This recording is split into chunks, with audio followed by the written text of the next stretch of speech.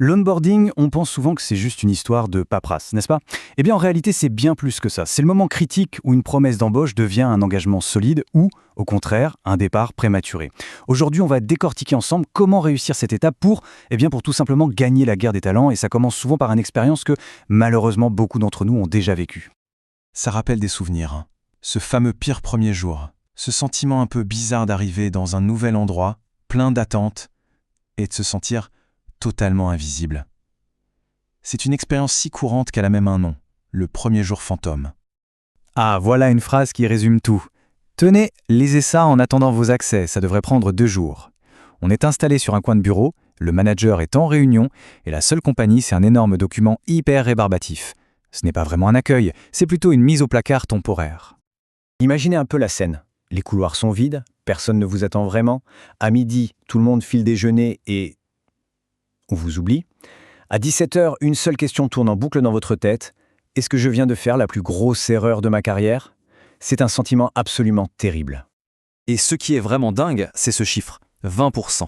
Ça veut dire qu'un nouveau collaborateur sur 5 songe à démissionner dès son premier jour. 1 sur 5. C'est la preuve que cette première impression, ce n'est pas un détail, c'est un moment de vérité.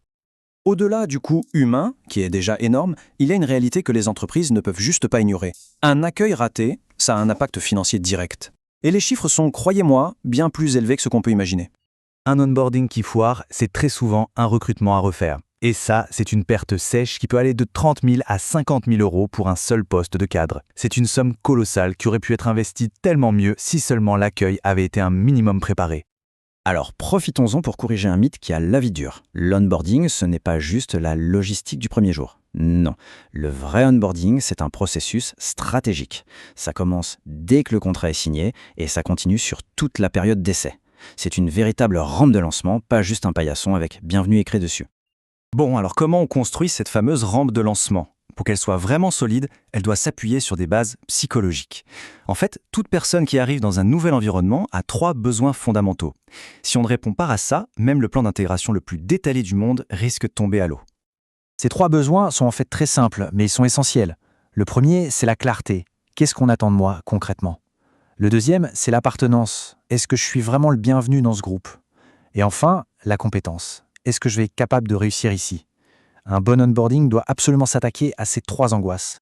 Pour structurer tout ça et y répondre sans que ça devienne une usine à gaz, il y a un cadre de référence qui marche super bien, la règle des 30, 60 et 90 jours. Ce plan en 3 temps, ça permet de créer un rythme, une progression logique. Les 30 premiers jours, c'est l'immersion, on observe, on apprend. Les 30 jours d'après, la contribution, on commence à agir, à avoir un petit impact. Et enfin, les 30 derniers jours, c'est le décollage vers l'autonomie. Allez, on regarde ça de plus près. Pendant le premier mois, l'objectif, ce n'est pas la productivité à tout prix, c'est la compréhension.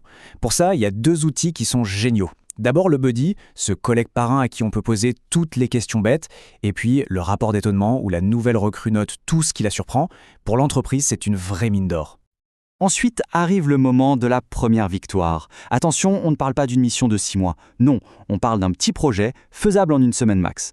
Le but, c'est d'obtenir ce qu'on appelle un quick win. Cette première réussite, elle est fondamentale. Ça booste la confiance de la personne et ça assoit sa légitimité dans l'équipe.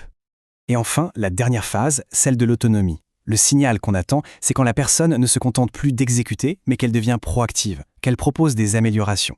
C'est d'ailleurs le moment idéal pour faire un bilan complet, pour vérifier que le poste, dans la vraie vie, correspond bien à ce qui avait été promis pendant les entretiens.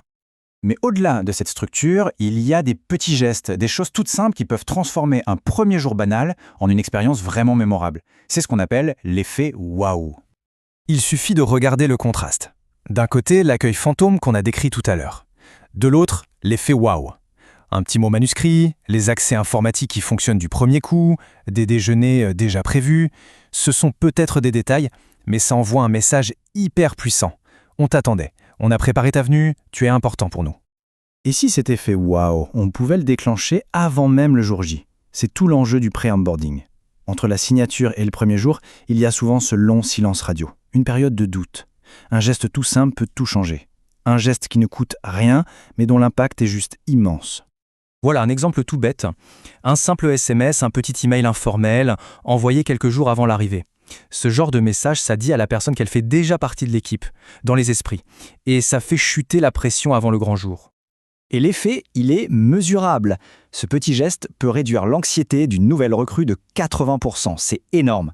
On brise ce vide un peu angoissant entre la signature et l'arrivée, ce moment où le doute peut commencer à s'installer. Cette phrase résume parfaitement la philosophie de tout ça. Un bon onboarding, ce n'est pas juste donner l'adresse du bureau, c'est donner les clés de la maison pour que la personne se sente immédiatement chez elle, qu'elle comprenne les codes et qu'elle se sente légitime à y habiter. Du coup, c'est la question qu'on peut tous et toutes se poser. L'idée n'est pas de tout révolutionner du jour au lendemain, mais quel est ce petit geste, ce micro-changement dans le processus qui pourrait faire toute la différence pour la prochaine personne qui arrivera? C'est une réflexion qui vaut vraiment le coup, parce que c'est sans doute le meilleur investissement qu'on puisse faire pour une équipe.